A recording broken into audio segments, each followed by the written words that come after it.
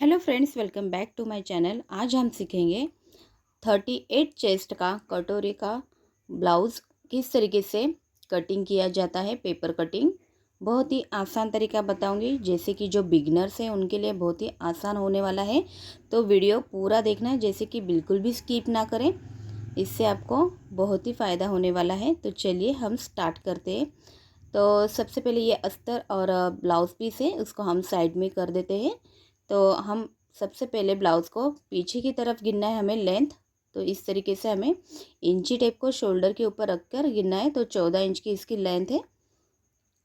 अब हमें इसका आर्मोल भी गिन लेना है साथ ही साथ। तो आर्मोल इसकी आती है 6 इंच पर। अब हम इसका फ्रंट पार्ट ओपन करेंगे और इसका फ्रंट पार्ट का हमें पूरा चेस्ट नहीं गिनना है, हाफ पार्ट हम गिनेंगे। तो सबसे पहले हम गला गिन लेते हैं, जैसे कि फ्रंट पार्ट का गला कितना है वो देख लेते हैं। तो फ्रंट पार्ट का गला इस तरीके से हमें इंची टेप को शोल्डर पे रखना है और नीचे की तरफ लेके जाना है। तो 6 इंच का इनका गला है। तो अब हम इसकी चेस्ट गिन लेंगे। तो 9.5 का इसका 1/4 आता है। तो पूरा चेस्ट देखिए, तो 38 इंच का कटोरी का ये ब्लाउज़ है, तो बड़ी साइज़ है।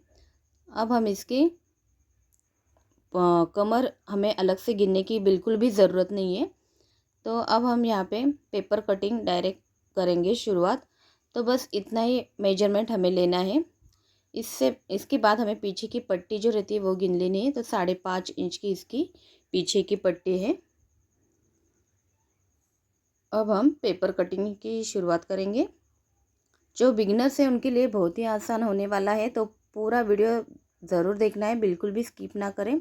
तो 14 इंच की इसकी लंबाई है, तो 1 इंच हमेशा बढ़ाकर लेना है पेपर कटिंग पर। तो 15 इंच पर मैंने यहाँ पर 2 निशान लगा लिए हैं। साथ ही साथ हम इसका कटोरी का चेस्ट का 1/4 ले लेते हैं। तो 9.5 इंच रखेंगे और 1.5 इंच का मार्क रखेंगे अलग से। अगर बिगनर से तो 2 इंच बढ़ाकर लेना, ताकि कपड़ा कम ना पड़े आपको, इसलिए। अब हम इसकी सीधी लाइन शोल्डर की लगा लेंगे। इसके बाद हम चेस्ट की लाइन को भी नीचे की तरफ से थोड़ा क्रॉस ले लेंगे, क्योंकि कमर का साइज जो है हमेशा कम रहता है, इसलिए हम थोड़ा सा क्रॉस में ले लेते हैं। अब हमें शोल्डर गिनना है। तो शोल्डर इसका 5.5 इंच पर है। तैयार इसका 5 इंच पर था, तो हमने हाफ इंच एक्स्ट्रा लिया है 5.5 इंच पर। नीचे की तरफ 5.5 इंच ही लेंगे। अब हमें आर्मोल लेना है 6 इंच पर। इस तरीके से एक बॉक्स बना लेंगे। बॉक्स रेडी होने के बाद हमें आर्मोल्स के निशान लगा लेना है। तो पीछे के आर्मोल्स के लिए हमें 1.5 इंच लेना है और आगे की फ्रंट आर्मोल्स के लिए 1 इंच लेना है। लेकिन यहाँ पर मैं 1.25 इंच लेती हूँ, क्योंकि उनको बैक साइड में थोड़ा सा झोल आ रहा है ब्लाउज़ में, उन्होंने मुझे बताया था, इसलिए 1.25 इंच पर। और आगे का फ्रंट आर्मोल जो है वो 1.25 इंच पर लिया है मैंने। इस तरीके से आर्मोल का शेप अच्छे से देना आना चाहिए।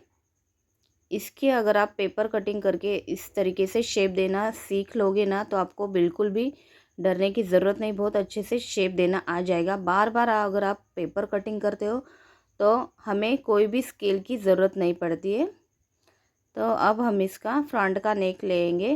तो 6 इंच का इसका नेक है, तो हाफ इंच बढ़ाकर लेना है 6.5 इंच।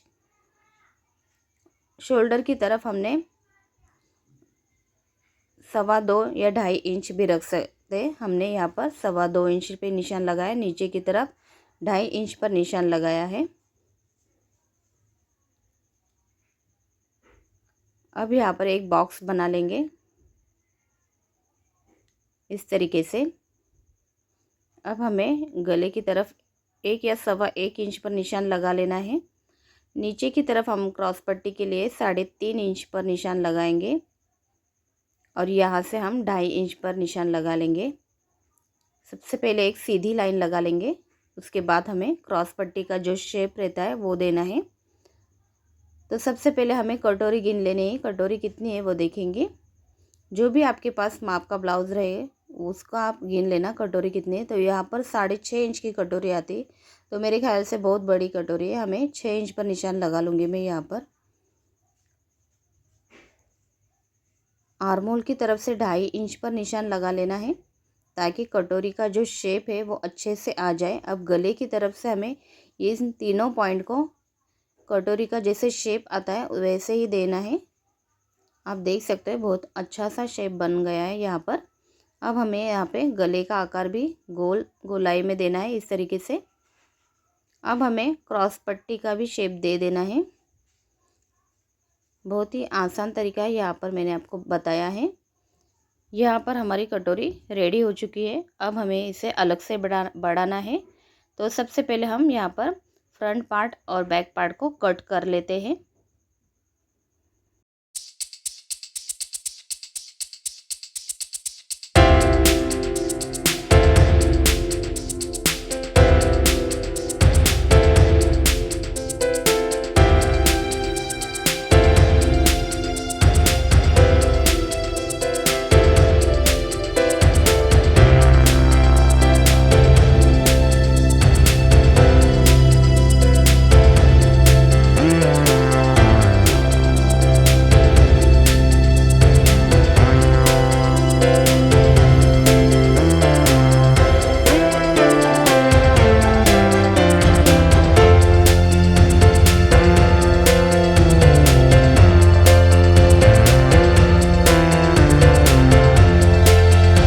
यहाँ पर हमने सारे पार्ट कट कर लिए। अब हमें कटोरी अलग से बढ़ानी है, तो 1/2 इंच का मार्क कर लेंगे नीचे की तरफ से और यहाँ से 2 इंच पर निशान लगेंगे और कटोरी जैसी वैसे हमें पूरी ड्रॉ कर लेनी है। 1/2 इंच हम आई हुक की पट्टी के लिए एक्स्ट्रा ले लेते हैं और कटोरी बढ़ाने के लिए 2 इंच एक्स्ट्रा लेते हैं। उसके बीच में का सेंटर पॉइंट निकालेंगे और वहाँ पे से नीचे की तरफ 2.5 इंच का मार्क लेंगे और दोनों तरफ से देखना है कि बराबर है कि नहीं। तो हमें दोनों तरफ से इस तरीके से लाइन बना लेनी है। तो यहाँ पर कटोरी हमें रेडी हो गई। बहुत ही आसान तरीका है कटोरी बढ़ाने का, बिल्कुल भी झंझट वाला काम नहीं है या कुछ भी फार्मूला यूज़ करने की ज़रूरत नहीं पड़ती इसमें। और इस तरीके से कटोरी अगर आप कटिंग करते हो तो इस तरीके का जो ब्लाउज़ है बहुत ही अच्छा बैठता है। तो हमारी पूरी यहाँ पर ब्लाउज़ की पेपर कटिंग हो गई। अब हम यहाँ पर अस्तर पे एक एक पार्ट को रखेंगे और कट कर लेंगे। इस तरीके के जो अस्तर है वहाँ पर हमने फोल्ड किया है और पीछे का पार्ट हम पहले मार्क कर लेंगे।